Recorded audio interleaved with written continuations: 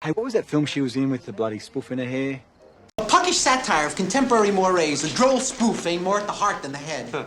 Hey everyone, and welcome to TalkWord. This is the show where we get really curious about English words, their origins, and how we use them. Today we are tackling a really fascinating one, spoof.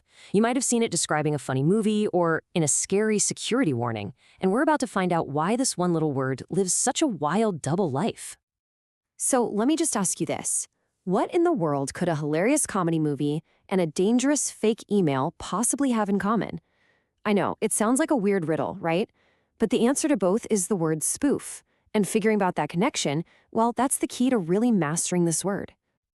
To really get how we ended up here, we've got to go back in time. Because the story of spoof doesn't start with comedy clubs or computer code. Nope. It all began with a simple, clever little game. Believe it or not, this word goes all the way back to 1884. A British comedian, a guy named Arthur Roberts, actually invented a card game he called Spoof. And the whole point of the game, the entire strategy, was to bluff and trick the other players. It got so popular that pretty soon the word spoof just started to mean any kind of playful trick or a harmless hoax. So from the very beginning, the DNA of this word was all about deception. So from this idea of a lighthearted trick, the word started to evolve. It grew into the meaning that, honestly, most of us probably think of first. It became the perfect word to describe a special kind of comedy, one that imitates something famous just for laughs. Right, so when we're talking about a spoof in entertainment, what we really mean is a parody. It's when a movie or a book copies the style of something else, something really well known, but then just cranks up the silliness to 100. The entire goal is to make you laugh by messing with something you already know and love. Just picture this. You've got your classic, super serious spy movie, right? The hero is always handsome, cool, and saves the day. Well, a spoof of that would give you a spy who looks the part, has all the cool gadgets, but he is just ridiculously clumsy. You know, he'd probably trip over his own feet during a chase or get his tie stuck in a villain's car door.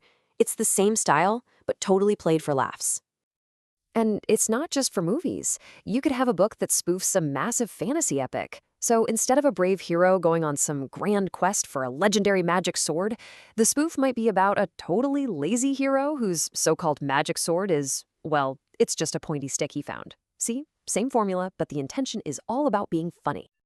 Okay, but here is where the word takes a really sharp turn. As we all moved into the digital age, the tech world adopted the word spoof. And in this new context, the trick is not funny at all. In fact, it can be incredibly dangerous. Yeah, in technology and cybersecurity, spoofing means a criminal is trying to disguise who they are to fool you. They might make an email look like it's coming from your actual bank, or create a website that's a perfect copy of your favorite online store. The goal here isn't to get a laugh. It's to deceive you so they can steal things like your passwords, your identity, or your money. Let's just put them side by side, because this is the most important part. A humorous spoof wants to entertain you. It's fun, it's harmless. A malicious spoof, on the other hand, wants to deceive you, to steal from you. It's dangerous and deceptive. It all boils down to one simple thing, the intent behind the trick. Is it for fun or is it for fraud? All right, so we've got the history and we've got the two very different meanings. Now for the practical stuff. How can you actually use the word spoof in your own sentences and make sure everyone knows what you mean? It's actually pretty flexible. You can use spoof as a noun, which is the thing itself, like the new movie is a funny spoof.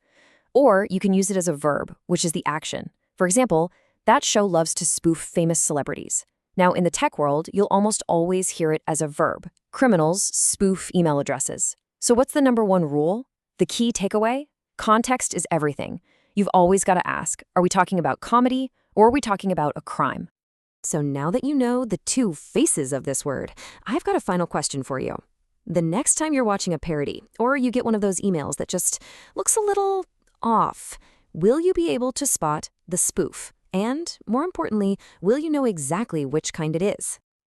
And that's our deep dive into the word spoof. I really hope you feel a lot more confident using this tricky, two-faced word.